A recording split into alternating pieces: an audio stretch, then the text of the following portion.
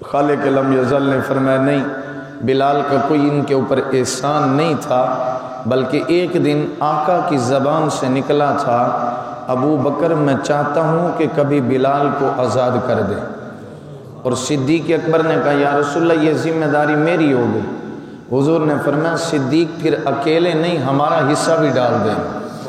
تو صدیق اکبر رضی اللہ تعالیٰ عنہ کا گزر ہوا، اور جب سیدنا صدیق اکبر کا گزر ہوا تو امیہ بن خلف جو سردار تھا، آقا تھا حضرت بلال کا، وہ بلال پہ ظلم کر رہا تھا، اور سیدنا صدیق اکبر گزرے راستے سے تو ایک ہی آواز آ رہی تھی، احد احد احد احد، یہ آواز آ رہی تھی۔ اور صدیق اکبر آگے بڑھ گئے، اور جب سیدنا صدیق اکبر آگے بڑھے تو آپ نے جا کے دیکھا تو امیہ حضرت بلال کو مارتا ہے، اور ہر مار پہ وہ احد احد پکارتا ہے۔ حضرت بلال احد احد پکارتے ہیں تو سیدنا صدیق اکبر نے اس کو کہا کہ ایسے کرو یہ غلام مجھے دے دو، اور آپ کے ساتھ خوبصورت غلام تھا، کہ یہ لے لو، اور یہ حبشی سیاہ فام سیاہی رنگت والا یہ مجھے دے دو۔ اس نے کہا ٹھیک ہے۔ پھر اس نے اور پیسے مانگ لیے، جیسے دلچسپی صدیق اکبر کی دیکھی، پھر اور پیسے مانگ لیے۔ تو سیدنا صدیق اکبر جب جانے لگے نا حضرت بلال کو لے کے، تو پیچھے سے امیہ کہنے لگا اتنا بڑا تاجر تھا، سمجھدار تھا، پتہ نہیں اس کو کیا ہو گیا ہے کہ سفید رنگت والا، وائٹ رنگت والا مجھے غلام دے گیا اور سیاہ رنگت والا غلام لے گیا، پتہ نہیں صدیق کو کیا ہو گیا ہے۔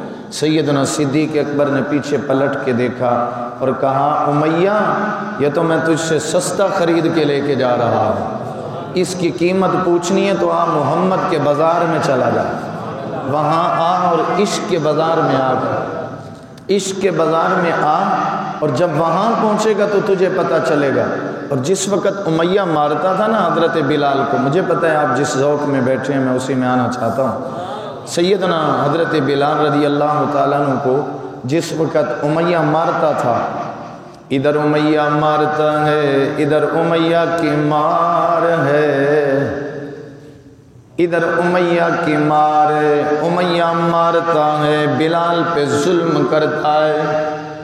سیدنا بلال پہ جب ظلم کرتا ہے تپتی ہوئی ریت پہ لٹا دیتا ہے، گرم ریت پہ لٹا کے بلال سے کہتے بلال میں تجھے مارتا ہوں، تجھے تو چاہیے تھا آہو بکا کرتا، روتا چلاتا، چیختا چلاتا، بلال روتا نہیں ہے، کیا بات ہے بلال تجھے کچھ ہوتا نہیں ہے؟ بلال نے کہا امیہ سچ پوچھتا ہے؟ کہا ہاں سچ پوچھتا ہوں۔ کہا پھر سچ پوچھتا ہے تجھے سچ بتاؤں، یہ جسم تیرا غلام ہے، اس جسم کے اندر جو دل ہے وہ محمد کا غلام ہوگا۔ بلال وہ اے امیہ وہ محمد کا غلام ہو گیا ہے، تو ظاہری جسم کو مارتا ہے، امیہ ادھر تیری مار ہوتی ہے، سامنے محمد کا دیدار ہوتا ہے، سامنے مدنی کریم کا دیدار ہوتا ہے۔ اور سیدنا صدیق اکبر رضی اللہ تعالیٰ عنہ حضرت بلال کو خرید کر کے میرے مصطفیٰ کی بارگاہ میں آ گئے۔ جب سیدنا خلیفۃ بلا فصل سیدنا صدیق اکبر میرے نبی کی بارگاہ میں آئے، میرے آقا نے پوچھا صدیق بلال کو لے آئے ہو؟ عرض کرتے ہیں یا رسول اللہ بلال کو خرید کر کے لے کے آیا ہوں، مصطفیٰ تیری بارگاہ میں لایا ہوں۔ میرے نبی نے فرمایا صدیق میں نے تجھے کہا تھا جب بلال کو خریدنا مجھ محمد کا بھی حصہ ڈالنا، آج اکیلے تنے تنہا لے کے آئے ہو۔ صدیق اکبر ہاتھ جوڑ کے کہتے ہیں میں تنوار دیواں میں منوار دیواں میں تنوار۔ آقا کی بارگاہ میں صدیق بلال کو پیش کر کے کہتے ہیں مدنی جیسے میں تیرا غلام ہوں یہ بلال بھی تیرا غلام ہے۔ حضور آپ کہتے ہیں میرا حصہ ڈالنا۔ مدنی میرا کیا ہے، میں تنوار دیواں، میں منوار دیواں، میں آقا تو سارا زمن وار دیواں، میں تنوار۔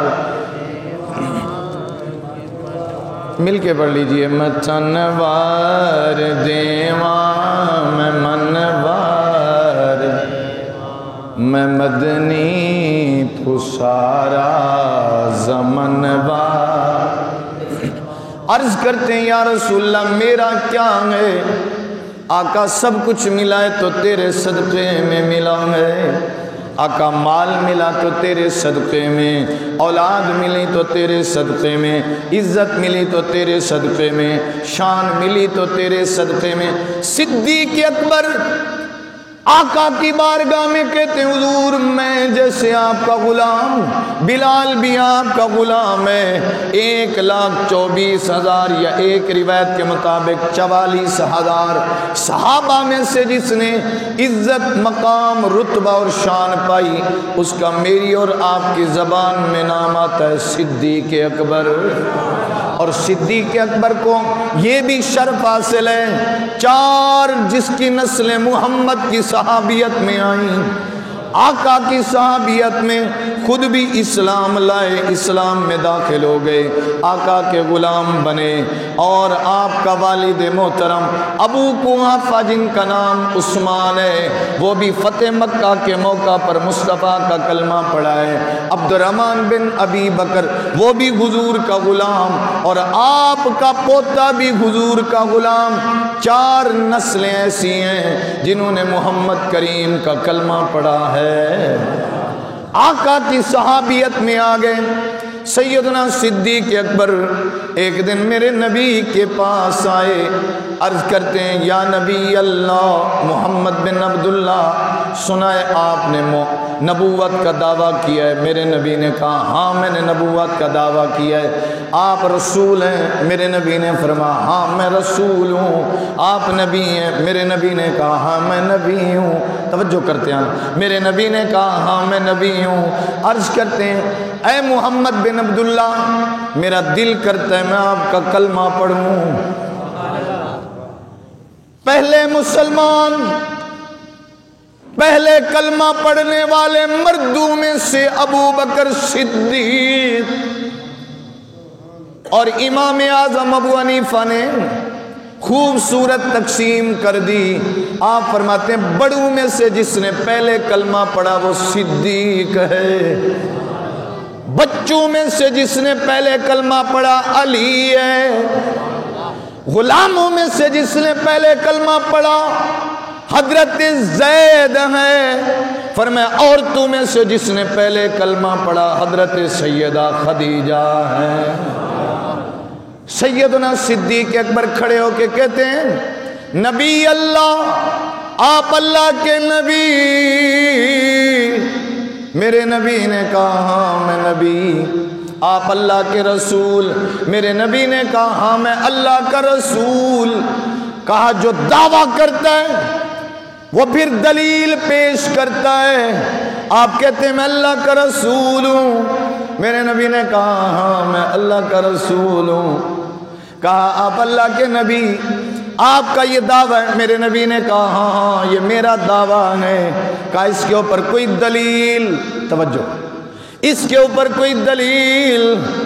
غیب دان نبی نے کہا ابو بکر جس کو اللہ نے غیب کا علم دیا تھا، وما ہوا علی الغیب بضنین۔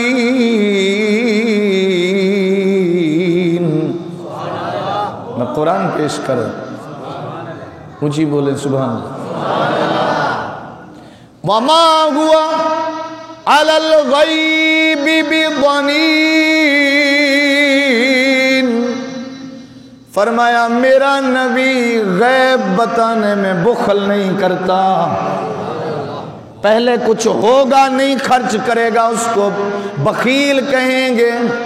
اگر کچھ نہیں ہے غریب کہیں گے، کچھ ہوگا تو امیر کہیں گے، نہیں خرچ کرے گا بخیل کہیں گے۔ اللہ کا قرآن کہتا ہے مصطفیٰ کے پاس غیب بھی ہے، غیب بتانے میں بخل نہیں کرتے۔ میرے نبی نے فرمایا ابو بکر پھر بولو کیا کہتے ہو؟ عرض کرتے ہیں یا رسول اللہ، آپ اللہ کے رسول۔ نبی نے کہا بے شک میں رسول۔ آپ اللہ کے نبی؟ کہا بے شک میں اللہ کا نبی۔ آپ کا دعویٰ، اس کے اوپر کوئی دلیل؟ میرے نبی نے کہا ابو بکر تیرے لیے یہ دلیل کافی نہیں ہے جو تو نے شام میں خواب دیکھا تھا۔ اونچی بولیے سبحان اللہ۔ تو نے خواب دیکھا۔ حضرت ابو بکر صدیق نے کہا صدقت یا رسول اللہ، اللہ کے نبی میں نے تو آپ کو نہیں بتایا تھا، میں نے خواب دیکھا تھا، آسمان سے ایک نور آیا، کعبہ کی چھت پہ آیا، پھر کعبے کی چھت منور ہوئی، پھر وہ مکے میں پھیلا، پھر گھروں کو روشن کیا، اور پھر وہ نور چلتا چلتا میرے گھر میں آیا۔ یا رسول اللہ میں نے دیکھا تھا۔ فرمایا ابو بکر وہ نور میں محمد الرسول اللہ ہوں۔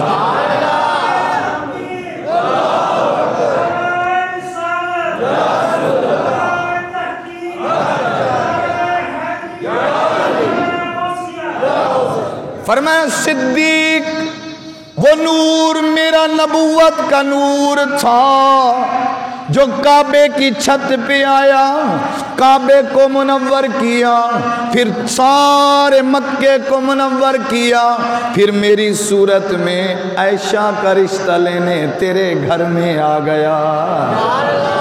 فرمایا وہ میرا نور تھا۔ عرض کرتے ہیں صدقت یا رسول اللہ۔ اور میں نے تو ایک روایت میں پڑھا حضرت سیدنا صدیق اکبر اٹھے، اٹھ کے میرے آقا کے آنکھوں کے درمیان میں بوسہ دیا۔ آقا کی آنکھوں کے درمیان میں صدیق اکبر نے بوسہ دیا۔ وَقَبَّلَ مَا بَيْنَ عَيْنَيْهِ، یہ عربی کے الفاظ ہیں۔ سیدنا صدیق اکبر نے حضور کے ایسے آنکھوں کے درمیان میں بوسہ دے کے کہا اشہد انک رسول اللہ، اللہ کے نبی میں گواہی دیتا ہوں آپ اللہ کے سچے رسول ہیں۔ سیدنا صدیق اکبر میرے نبی پہ ایمان لے آئے۔ میرے بھائیوں آگے بڑھتا جاؤں، مضمون بہت زیادہ میرے سامنے آ رہا ہے، وقت کے دامن میں گنجائش نہیں، لیکن بات چھیڑ لی، تھوڑی سی آگے بات کر لیتا ہوں۔ سیدنا صدیق اکبر میرے نبی کے پاس غار میں ساتھ، سفر کا ساتھی، حدر کا ساتھی، غار کا ساتھی، اور بننے والا مزار کا بھی ساتھی، حشر کا بھی ساتھی، حشر کا بھی ابو بکر ساتھی، غار کا بھی ساتھی۔ آج ہم غار کی بات نہیں کرتے، اگلا جمعہ غار پہ رکھیں، ہجرت مصطفیٰ اگلا جمعہ۔ غار کا بھی ساتھی، مزار کا بھی ساتھی، مصطفیٰ پہ ہر شے قربان کرنے والا۔ اور میرے نبی کا جب آخری وقت آیا، میرے نبی نے فرمایا صحابہ، اور عرض کی یا اللہ آج میں نے ہر صحابی کا قرض اتار دیا ہے، اللہ ہر صحابی کا قرض اتار دیا ہے، ہر صحابی کا احسان آج میں نے اتار دیا ہے، مگر ابو بکر کا احسان میرا اللہ اتارے گا۔ فرمایا ابو بکر کا احسان میرا اللہ اتارے گا۔ کیوں؟ جب کوئی نہیں مصطفیٰ کے ساتھ کھڑا تھا، کندھے کے ساتھ کندھا ملانے والا، مصطفیٰ کے پیچھے چلنے والا ابو بکر تھا۔ سیدنا صدیق اکبر عرض کرتے ہیں یا رسول اللہ میرا دل کرتا ہے کہ ہم کعبے میں جائیں، کعبے میں جا کر کے تبلیغ کریں، کیونکہ اللہ فرماتا ہے جو اللہ کی طرف بلاتا ہے، فرمایا سب سے اچھی بات کرنے والا وہی ہوتا ہے۔ اونچی بولیے سبحان اللہ۔ یا رسول اللہ میرا دل کرتا ہے تبلیغ کریں، جائیں واعظ و نصیحت کریں، حضور آپ سامنے کھڑے ہوں اور میں لوگوں کو بتاؤں یہ میرے آقا ہیں۔ توجہ، منظر کشی کروں، وقت درکار، آقا آپ کو سامنے کھڑا کروں اور لوگوں کو بتاؤں یہ میرے آقا ہیں، دعوت اللہ بھی ہو جائے، دعوت الرسول بھی ہو جائے۔ میرے مصطفیٰ نے کہا ابو بکر ابھی ہم تعداد میں کم ہیں، عرض کرتے ہیں یا رسول اللہ میرا دل کر رہا ہے۔ سیدنا صدیق اکبر رضی اللہ تعالیٰ عنہ چل پڑے، میرے آقا چل پڑے۔ جب کعبے کے صحن میں آئے، ابو بکر صدیق، وہ صدیق اکبر وہ عظمت والا انسان ہے جو اسلام کا پہلا خطیب ہے، جس نے مناقب مصطفیٰ توحید خدا ایک ساتھ کھڑے ہو کے پڑھی، آقا کے مناقب بھی پڑھے، اللہ کی توحید بھی پڑھی، جس نے بابانگ دول کعبے کے صحن میں کھڑے ہو کے بیان کیا اسلام کا پہلا خلیف، اسلام کا پہلا خطیب، خلیفۃ بلا فصل، امام الاتقیاء، امام الاصفیاء، امام الاسخیاء، سیدنا صدیق اکبر رضی اللہ تعالیٰ عنہ کی ذات گرامی تھی۔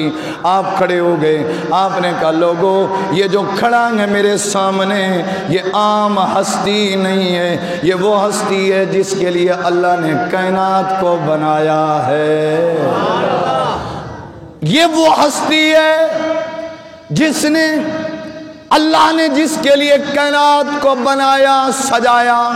اور لوگوں سنو، اگر یہ نہ ہوتے، یہ گھر نہ بنا ہوتا، اگر یہ گھر بنا ہوا ہے تو یہ بھی اسی کے صدقے میں بنا ہوا ہے۔